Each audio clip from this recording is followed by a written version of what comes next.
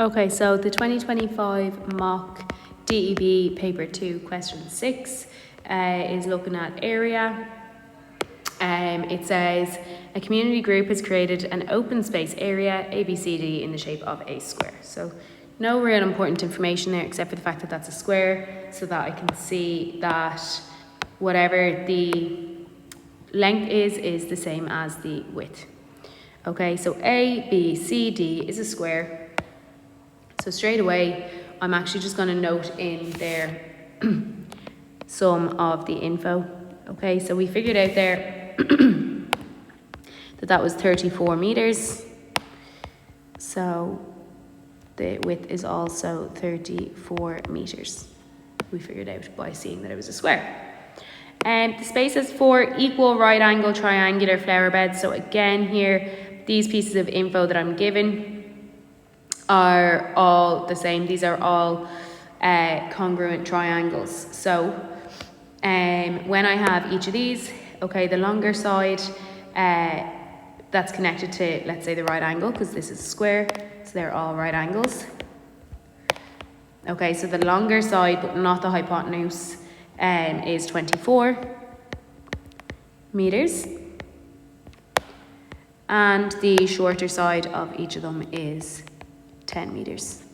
Okay, so that's the case in every single triangle there that I have. We have a shorter side connected to the right angle. So one arm of the right angle is 10 meters, one arm is 24 meters.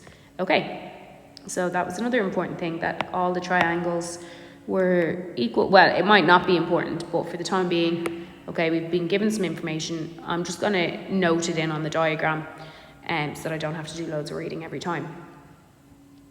And a central patio, Q or S, also in the shape of a square. Now, if they didn't tell me that that was in the shape of a square, I'd actually still know that all the sides were the same lengths, because this hypotenuse, because all these triangles are the same, this hypotenuse must be the same as this hypotenuse, must be the same as this one, and must be the same as this one. And I would also know that each of the angles are 90 degrees, because I know that, I know that this angle here plus this angle here are 90 degrees together. Okay, so the yellow angle and the green angle equal 90 degrees. So of my 180 degrees, I have a yellow angle and a green angle there of 90, which means these angles must be 90 also. Okay, so they told us that it was a square, so we didn't even need to look at the fact that we have all the different sides the same length and 90 degree angles, because they actually told me that in the question anyway. Okay, but if they didn't, just remember, like, go through and see what information is kind of hidden within the information that's given. Okay, so we actually could have seen there that that one was a square if they hadn't told us outright. Okay, so it says the vertices of P, Q or S, so P, Q or S, the inner one, lie on the perimeter of ABCD, and it says A to P is 10 and P to B is 24. So they showed us that in the diagram already, so we don't need to fill in anything for that. Okay, so work out the area in meters squared of the square. Okay, that is the easiest 5 marks you will ever get. You know the area of any rectangle is length by width, okay, or for a square, if you want, you can write that it's the length squared. Okay, so it's 34 by 34. Okay, so 34 meters for the length and 34 meters for the width. Sorry, now why is this not 34 meters? Okay, so 34 by 34 is 1156.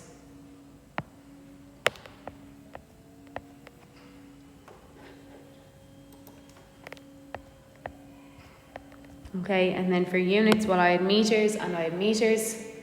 So it's going to be meters squared.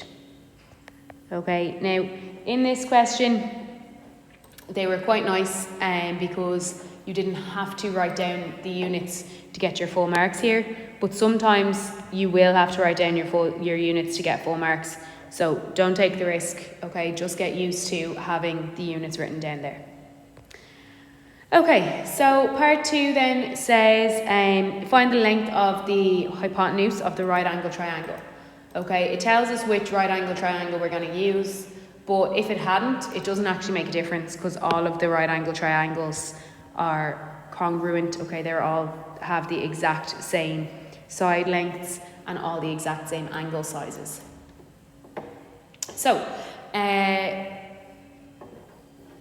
just opening up this mock here. So, do a quick sketch out, okay, so that we can remember, because I do have a lot going on in this diagram up here. Okay, so from B to P to Q, okay, or to Q to P and back, my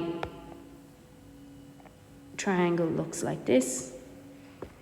Okay, and we have a right angle here, because that is a square. So this bottom corner of the square was a right angle. Okay, and we have that this side length was 24. And because all the smaller arms of the 90 degree were 10 meters, we know that this here is 10. Okay, they want the length of the hypotenuse, so they are looking for that there. Now this is the second time in this paper that we have come across a question that's using the theorem of Pythagoras. The first one asked you to use the theorem of Pythagoras. This one doesn't. Okay, but we can see that we're working with a triangle, and we are working with three sides, including our unknown. Okay, so when you're working with 3 sides, including the unknown, that is the theorem of Pythagoras. Okay, when it's a right angle triangle. So remember our 4 different things that we could use when we're looking at triangles. If it's a right angle triangle and we have 3 sides that we're working with, then we are using Pythagoras.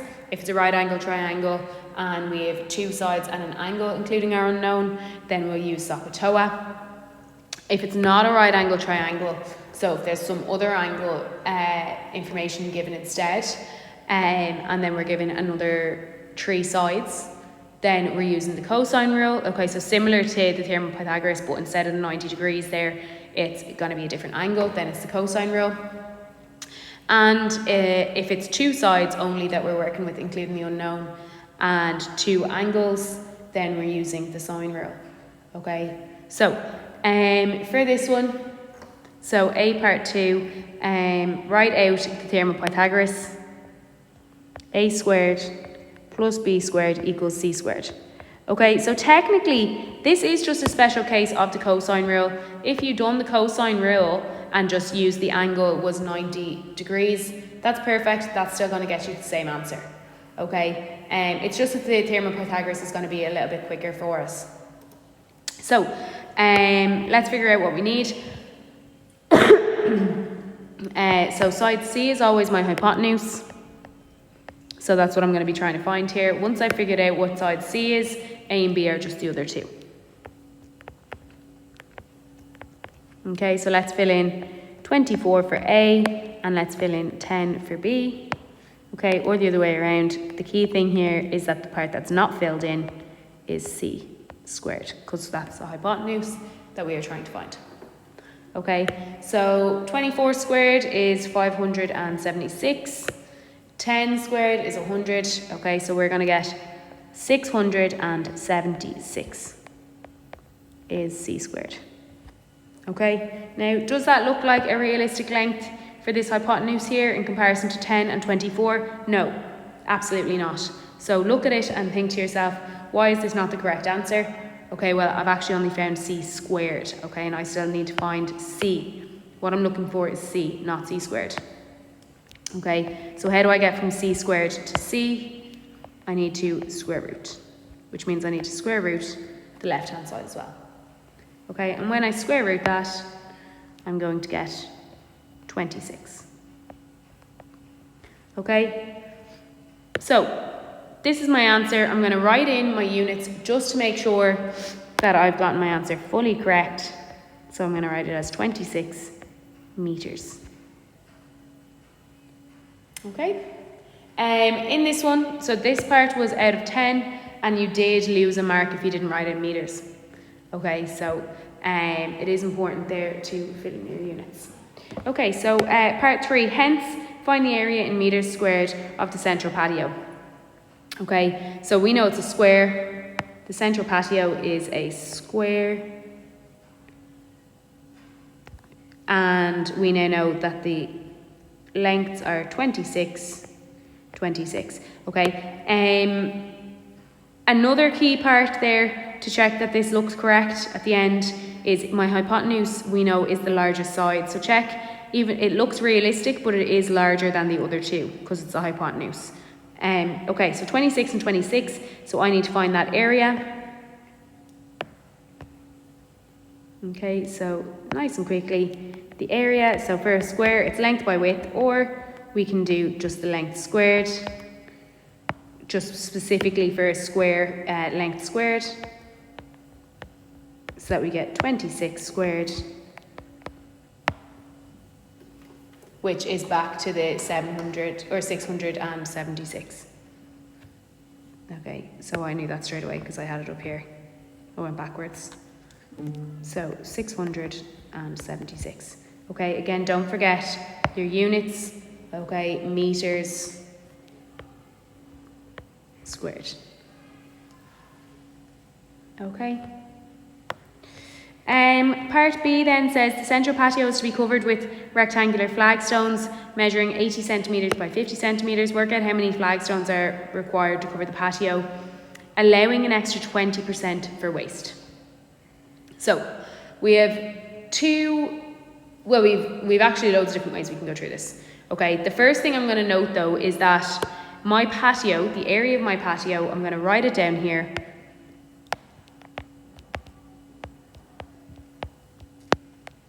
Okay, so the area of patio, just so that I make sure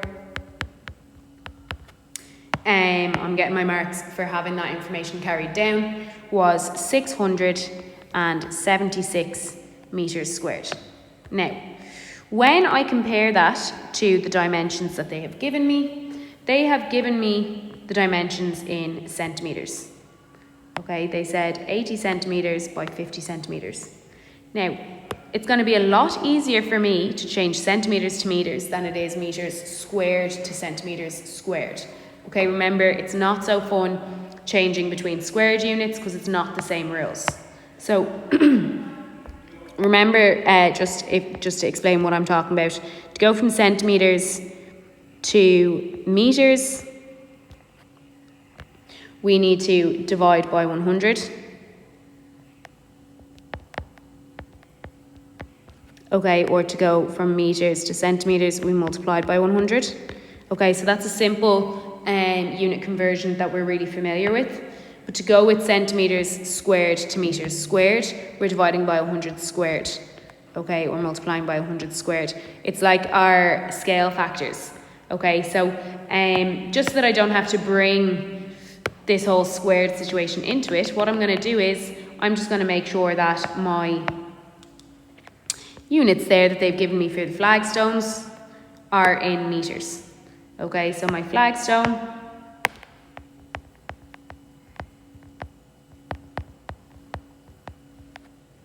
is, instead of 80 centimetres by 50 centimetres, I'm going to call that 0.8. So I've divided it by 100 to get it in metres by 0.5 metres. Okay, so I can, if I want, I can get the area of a flagstone because I just know that it's 0.8 by 0.5. Okay, so that's one way of doing it. So area will be 0.8 by 0.5, so that I see it's 0.4 metres squared. Okay, and I can see just how many times does 0.4 metres squared go into 676 metres squared. Okay, so that's one way of doing it. Okay, so I'll literally just do it like this. So 676 meters squared divided by 0.4 meters squared. Okay, type that into your calculator and get 1,690. So that's how many flagstones are needed. Okay, then I think I'm finished, and I go back to the start of the question, or to reread the question. It says, allowing an extra 20%. Okay. So allowing an extra 20% for waste. So they don't want to just order this much, they want to order an extra 20%. Okay, just to allow for any waste that there is. So if this is 100% and they want 20% extra, okay, remember we always work back to 1% and then use that. Okay, so they want an extra 20% on top of their 100%. So they want to find 120%. Okay, now the key thing here is work back to 1%, and then if you find 20% and add it on, that's perfect as well. Okay, so I'm going to go back to finding 1%. So I'm going to get 16.9 and then multiply it by 120 to get from 1% to 120%, so that I get 2,028. Okay, so that's one way of doing this question, guys. There is loads of different ways you could do it. You could have started by increasing the area of the patio by 20%. So find 1% of this and get 20% and add it on, or get 120%. And then divided, let's say, the length of the patio by the length of the flagstone, the width of the patio by the width of the flagstone, and then multiplied them together. Okay, there's loads and loads of different ways you can do it. It's really just rearranging the same maths. Okay.